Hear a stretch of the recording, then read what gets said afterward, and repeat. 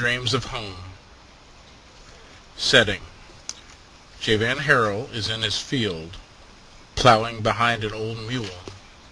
He wears a ragged shirt and pants, but the style can still be determined. It is an old Confederate uniform. His wife Anna holds a young child as J. Van approaches the edge of the field. Anna holds a glass of water and waiting until he reaches the end of the row. Home. J. Van Harrell keeps that one word foremost in his mind. Up until a month ago, he thought he might never see it again. Home. The vision of it in his mind kept him going during forced marches through knee-deep mud in the midst of spring downpours. The vision of a fireplace with bread baking on the hearth warmed his heart and soul during cold winter nights huddled in a canvas shelter with 7 other men. The memory of earthy smells of a newly plowed field, roses in bloom on the bushes at the end of the porch, and fresh lettuce in the garden rejuvenated his body as the summer sun beat down on his wool-clad body.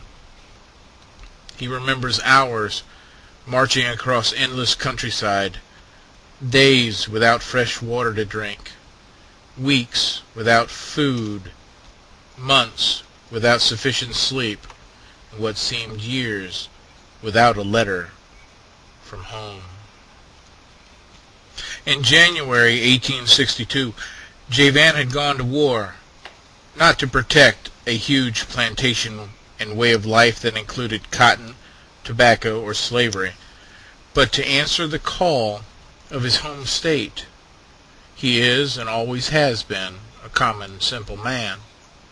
His 50 acres of land, a stone's throw away from the swampy eastern Carolina marshes, was handed down through his family from his parents, Jesse and Louisa. Following his second battle, J. Van's capture and imprisonment tested his resolve. Only his visions of home gave him hope. His vision at night before falling into sleep, physically and mentally exhausted, were of Anna's face. That smile, those eyes. Each morning he awoke to her habitually pushing her hair away from her sky-blue eyes as her tantalizing lips whispered a soothing, "Good morning, my husband." During the long season of soldiering, those visions restored him, refreshed him, gave him the strength and determination to face each day. The vision was of a loving and thoughtful wife, cherishing him and adoring him, smiling, laughing, happy, in love, at home. When J. Van received his parole, he headed home, where he discovered that his father had disappeared one night, never to be seen since.